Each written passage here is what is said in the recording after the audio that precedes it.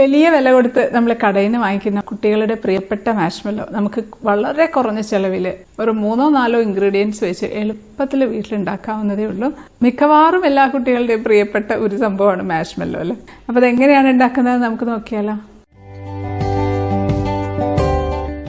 അപ്പോൾ നമുക്ക് ആദ്യം തന്നെ ഒരു 3 ടേബിൾ സ്പൂൺ പഞ്ചസാര മിക്സിയുടെ ജാറിലേക്ക് ഇട്ട് പൊടിച്ചെടുക്കാം. അപ്പോൾ നല്ല ഫൈനായിട്ട് പൊടിച്ചെടുക്കണേ. നമുക്കൊരു അരിപ്പയിലേക്ക് ഇട്ട് കൊടുക്കാം. നമുക്കതിലേക്ക് ഒരു 2 ടേബിൾ സ്പൂൺ കോൺഫ്ലോർ ചേർത്ത് കൊടുക്കാം. അത് രണ്ടും കൂടെ നന്നായിട്ടൊന്ന് അരിച്ച് എടുത്ത് മാറ്റി വെക്കാം. കോൺഫ്ലോർ ഇല്ലാന്നുണ്ടെങ്കിൽ കുഴപ്പമില്ല, പൊടിച്ച പഞ്ചസാര മാത്രമായാലും മതി. ഇപ്പോൾ രണ്ടും കൂടെ നന്നായിട്ട് മിക്സാക്കി എടുത്തിട്ടുണ്ട്. നമുക്കൊന്ന് മാറ്റി വയ്ക്കാം. ഇനി നമുക്കൊരു പാനിലേക്ക് 1 കപ്പ് പഞ്ചസാര ചേർത്ത് കൊടുക്കാം. 1 കപ്പ് പഞ്ചസാരയോ എന്ന് വിചാരിക്കണ്ട, ഇത് കുട്ടികൾക്കൊക്കെ കഴിക്കുന്ന മുട്ടായിയാണ്, സ്വീറ്റ് ഐറ്റം അല്ലേ. അപ്പം അത് പഞ്ചസാര കൊണ്ടാണ് ഉണ്ടാക്കുന്നത്. ഇതിലേക്കൊരു 1/2 കപ്പ് വെള്ളവും കൂടെ ഒഴിച്ച് ഒന്ന് തിളപ്പിക്കാനായിട്ട് വെക്കാം. അപ്പോൾ അത് തിളച്ച് വരുന്നുണ്ട്. ഇനി ഇതിലേക്ക് 1/2 ടീസ്പൂൺ ചെറുനാരങ്ങ നീര് ചേർത്ത് കൊടുക്കാം. നമുക്കിത് മാഷ്മെല്ലോ സെറ്റ് ചെയ്യാനായിട്ടുള്ള ഒരു ട്രേ എടുക്കാം. അലൂമിനിയോ സ്റ്റീലോ പ്ലാസ്റ്റിക്കോ എന്ത് വേണേലും എടുക്കാം. അതിലേക്ക് ചെറുതായിട്ടൊന്ന് ഓയിൽ ഒന്ന് ഗ്രീസ് ചെയ്തിട്ടുണ്ട്. ഒരുപാട് ഓയിൽ വേണ്ട, കുറച്ച് മതി. ഇനി അതിലേക്ക് നമ്മൾ എടുത്ത് വെച്ചിരിക്കുന്ന പഞ്ചസാരയും കോൺഫ്ലോറും കൂടെ മിക്സ് ചെയ്ത് വെച്ചതില്ലേ, അത് ഇട്ട് കൊടുക്കാം. എല്ലായിടത്തും ഒന്ന് തട്ടി കൊടുക്കാം. മാഷ്മെല്ലോ സെറ്റായി കഴിയുമ്പോൾ നമുക്ക് എടുത്ത് കിട്ടാനായിട്ട് ബുദ്ധിമുട്ടായിരിക്കും, ഇതിൽ നിന്ന് ഡീമോൾഡ് ചെയ്തെടുക്കാനായിട്ട്. അപ്പോൾ അതിന് വേണ്ടിയാണ് ഇങ്ങനെ ചെയ്യുന്നത്. ഇനി നമുക്ക് വേണ്ടത് ജെലാറ്റിനാണ്. 2 ടേബിൾ സ്പൂൺ ജെലാറ്റിൻ നമുക്കൊരു ബൗളിലേക്ക് ഇട്ട് കൊടുക്കാം. ഇപ്പോൾ ഞാൻ എടുക്കുന്നത് ഈ ബേക്കേഴ്സിൻ്റെ ജെലാറ്റിനാണ് കേട്ടോ. ഇത് എല്ലാ കടകളിലും അവൈലബിൾ ആയിട്ടുള്ളൊരു സംഭവമാണ്, അതുകൊണ്ടാണ് ഇത് എടുത്തത്. പിന്നെ ഇത് വേണ്ടത് ഹലാലാണ്. ഹലാൽ ഫുഡ് കഴിക്കുന്നവർക്ക് ഉപയോഗിക്കാൻ പറ്റുന്ന തരത്തിലുള്ള ജെലാറ്റിനാണിത്. ഇനി നമുക്കതൊരു 6 ടേബിൾ സ്പൂൺ നല്ല തിളച്ച വെള്ളം ഒഴിച്ചു കൊടുക്കാം. ഒന്ന് ഇളക്കി കൊടുക്കാം. അപ്പോൾ ഈ ജെലാറ്റിൻ കഴിക്കാൻ പേടിക്കേണ്ട ആവശ്യമില്ല കേട്ടോ. ശരിക്കും പറഞ്ഞാൽ ഹെൽത്ത് വൈസ് നല്ല ഒരു സംഭവമാണ്. സ്കിന്നും മുടിക്കും ജോയിൻസിനും ഒക്കെ വളരെയധികം നല്ലതാണ്. നമ്മുടെ സ്കിന്നൊക്കെ നല്ല ബ്രൈറ്റ് ആവാനായിട്ട് കൊളാജൻ വേണം എന്നൊക്കെ പറയില്ലേ, അപ്പോൾ അത് കൊളാജൻ നമ്മുടെ ബോഡിയിൽ ഉൽപ്പാദിപ്പിക്കാനായിട്ട് ഹെൽപ്പ് ചെയ്യുന്ന ഒരു സംഭവമാണ് ജെലാറ്റിൻ. ഒരു നിശ്ചിത അളവിൽ ദിവസവും കഴിക്കുന്നത് നല്ലതാണെന്നൊക്കെ കേട്ടിട്ടുണ്ട്.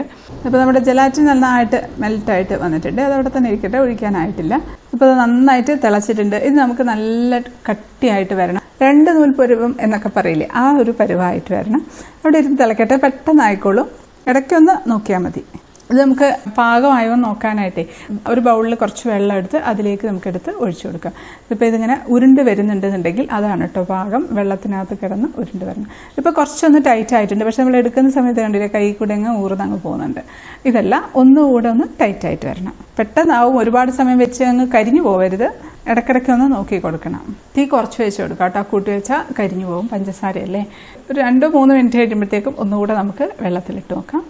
വെള്ളത്തിലിടുമ്പോൾ ഇതാ കുറച്ചുകൂടെ നന്നായിട്ട് കട്ടിയായിട്ടുണ്ട്. ഇത് മതി. തീ കുറച്ച് വെച്ചിട്ടാണ് ഇട്ടുള്ളത്. നമുക്കിതിങ്ങനെ എടുക്കുന്ന സമയത്ത് കണ്ടില്ലേ നല്ല കട്ടിയായിട്ട് വന്നിട്ടുണ്ട്. നല്ല ഉരുട്ടിയെടുക്കാനായിട്ടുള്ള ഒരു പാകമായിട്ടുണ്ട്. ഇതാണ് ഇതിൻ്റെ കറക്റ്റ് പരുവം. ഇപ്പോൾ നമ്മൾ വെള്ളത്തിൽ നിന്ന് എടുത്ത് മാറ്റിയാലും നല്ല മുട്ടായി പോലെ ഇങ്ങനെ നല്ല കട്ടിയായിട്ട് വന്നിട്ടുണ്ട്. എന്നാൽ നല്ല സോഫ്റ്റ് ആയിട്ടാണ് ഇരിക്കുന്നത്. ഇത് മതി. ഇനി നമുക്കിതിലേക്ക് ജെലാറ്റിൻ മിക്സ് ഒഴിച്ചു കൊടുക്കാം. തീ കുറച്ച് വെച്ചിട്ട് ഒഴിക്കാം. ഓഫാക്കിയിട്ട് ഒഴിച്ചാലും മതി, കുഴപ്പമൊന്നുമില്ല. ഒഴിച്ചുകൊണ്ടിരിക്കുമ്പം കണ്ടിന്യൂസ് ആയിട്ട് ഇളക്കി കൊടുക്കണേ. ഇനി ഞാൻ ഓഫാക്കാൻ പോകണം. ഒഴിച്ചതിന് ശേഷം ഉടനെ തന്നെ ഓഫാക്കാണ്. ഒരുപാട് സമയം വെച്ച് തിളപ്പിക്കേണ്ട ആവശ്യമില്ല. പിന്നെ ജെലാറ്റിൻ വാങ്ങിക്കുന്ന സമയത്ത് കടയിൽ ഇരുന്ന് ഒരുപാട് പഴകിയ ജെലാറ്റിനൊക്കെ ആകുമ്പോൾ അതിനൊരു സ്മെല്ലൊക്കെ കൂടുതലായിട്ടൊക്കെ വരാൻ സാധ്യതയുണ്ട് കേട്ടോ. ഇതിനിപ്പോൾ അങ്ങനത്തെ ഒരു അത്ര വല്ലാത്ത സ്മെല്ലൊന്നുമില്ല. സാധനം നന്നായിട്ട് മൂവ് ചെയ്യുന്ന കടയിൽ നിന്ന് വേണം വാങ്ങിക്കാനായിട്ട്. ഇതിങ്ങനെ പതഞ്ഞ് വരും ഇങ്ങനെ ഒഴിക്കുമ്പോഴത്തേക്കും. ഇത് ഓഫാക്കിയിട്ടുണ്ട്. ഇത് മതി. ഇനി നമ്മളിത് ചൂടോടുകൂടി തന്നെ നന്നായിട്ടൊന്ന് അടിച്ചെടുക്കണം. ഇത് വേറൊരു ബൗളിലേക്ക് അങ്ങ് മാറ്റാം.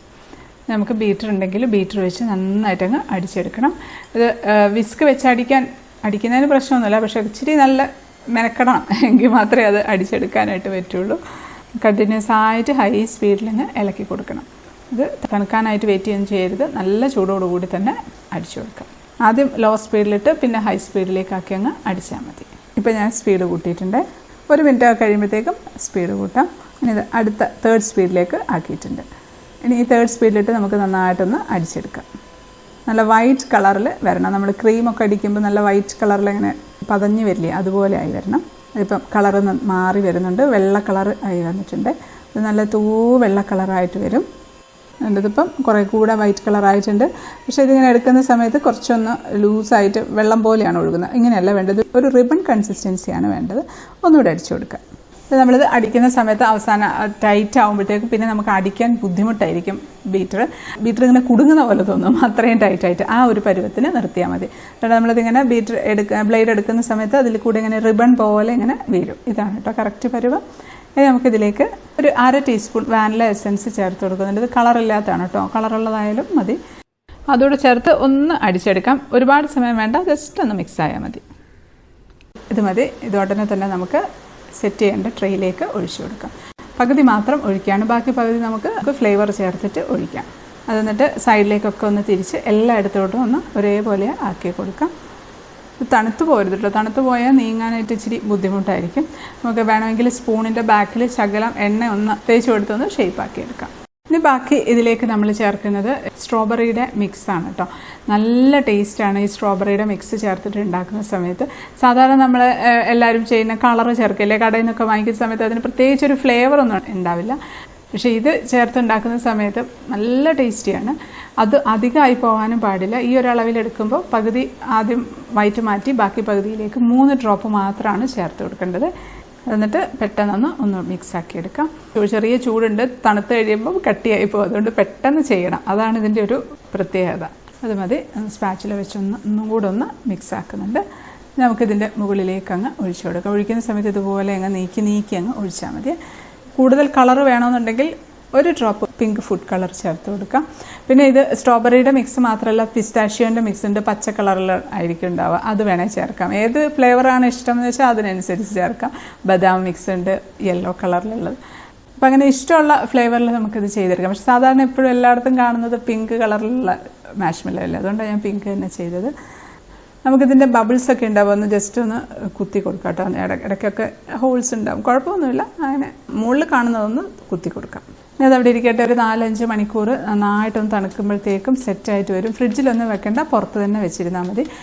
ഞാനിതിപ്പം ഓവർനൈറ്റ് വെക്കുകയാണ് കേട്ടോ, പുറത്ത് തന്നെ നാളെ എടുക്കുകയുള്ളൂ. അപ്പം നെക്സ്റ്റ് ഡേ ആയിട്ടുണ്ട്. നമുക്കിതിനെ എടുക്കുന്ന സമയത്ത് നമ്മൾ ആദ്യം മിക്സ് ചെയ്ത് വെച്ച പഞ്ചസാരയും കോൺഫ്ലോറും കൂടെ ഇതിൻ്റെ മുകളിലേക്ക് അങ്ങ് തൂക്കി കൊടുക്കണം.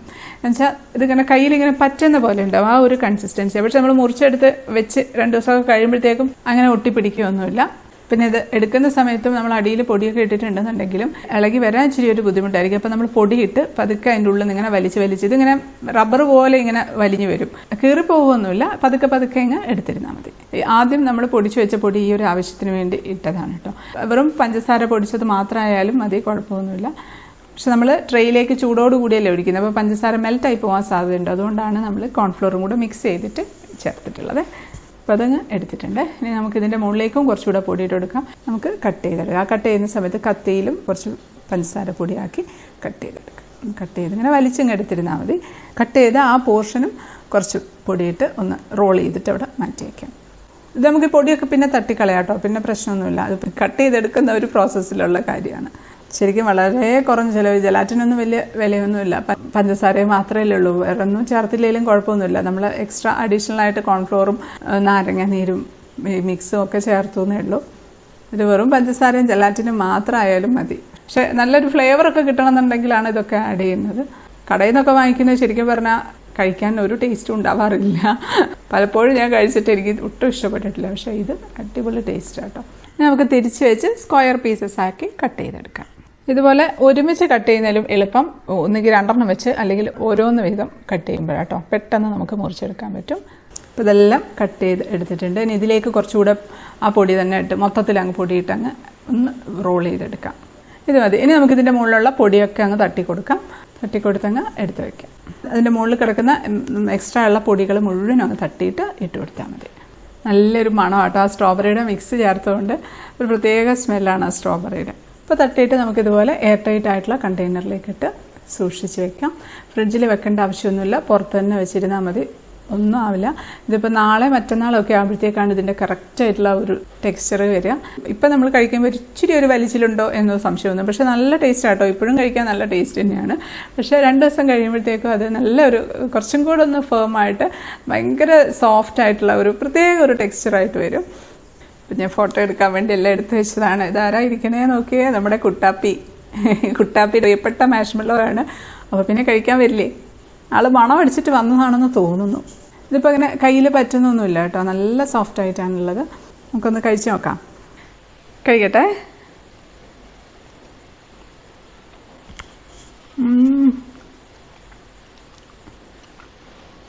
അമേസിങ് ടേസ്റ്റാണ്.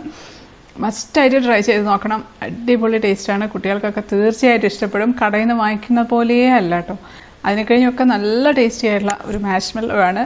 കുട്ടാപ്പിക്ക് വേണോ? കുട്ടാപ്പി നോക്കിയിരിക്കുന്നത്. കുട്ടാപ്പിക്ക് കൊടുക്കട്ടെ. നല്ല രസമുണ്ട്. കുട്ടാപ്പിക്ക് ഇഷ്ടമായി തോന്നുന്നുണ്ട്. എന്തായാലും കുട്ടാപ്പിക്കും എനിക്കും എല്ലാവർക്കും ഇഷ്ടപ്പെട്ടു. നിങ്ങളെല്ലാവരും ട്രൈ ചെയ്ത് നോക്കണം. ഫീഡ്ബാക്ക് അറിയിക്കാൻ മറക്കല്ലേ. വീഡിയോ ഇഷ്ടപ്പെട്ടാൽ ലൈക്ക് ചെയ്യാനും കമൻറ്റ് ചെയ്യാനും ഷെയർ ചെയ്യാനും ഒന്നും മറക്കല്ലേ. സബ്സ്ക്രൈബ് ചെയ്യാത്തവരൊന്നും സബ്സ്ക്രൈബ് ചെയ്തേക്കണേ. അപ്പോൾ നമുക്ക് അടുത്തൊരു അടിപൊളി റെസിപ്പി ആയിട്ട് കാണാം. അതുവരേക്കും stay happy, stay positive. By.